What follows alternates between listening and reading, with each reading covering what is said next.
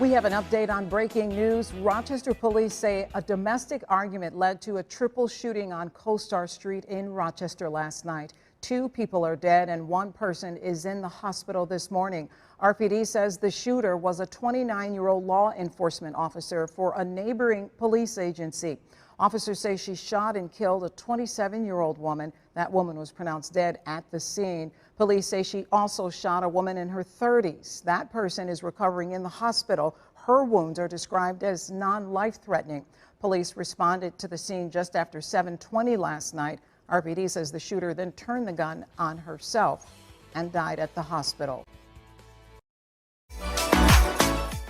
One of these is a new tragic story for a family, and it sets a new path for misery.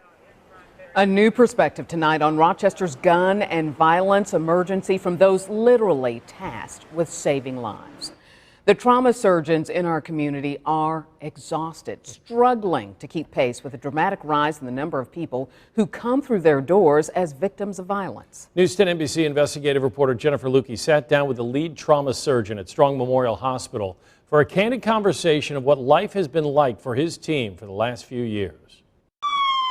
Strong Memorial Hospital has already treated more than 250 shooting victims this year. Sometimes those victims come in on an ambulance, but more recently, They show up at our door and they don't want to say where they were shot. There's a lot of work that has to go into figuring out where that actual event happened. in the past, it wasn't uncommon for emergency departments to see an increase in shootings and stabbings on the weekends, but there's a new normal. What I've seen is a shift toward more violent behavior in younger people at all hours of the day. You know, so we have gunshots on Tuesdays at 10 in the morning. It's not unusual anymore. The physical injuries are different too.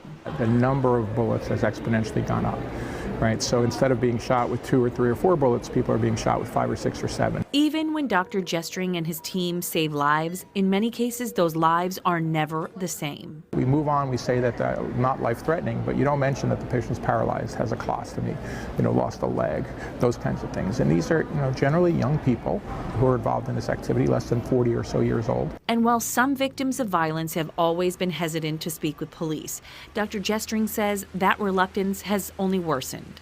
The overwhelming majority of patients, the victims, do not want to get involved with law enforcement. They, for whatever reason, sometimes there's a cultural divide, but many times they're just like, I survived this gunshot wound. I don't need the possibility of reprisal. I don't need people to know my name beyond the ones who already know it. And so the cycle continues, and it's becoming taxing.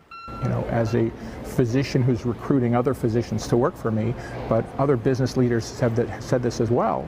I ask somebody to consider coming to Rochester. The first thing they do is they Google Rochester and see what it's all about. And the headlines are, 4 or 5 deep with some sort of violent story. People aren't going to look twice. This is a problem that requires some attention from people who are in charge.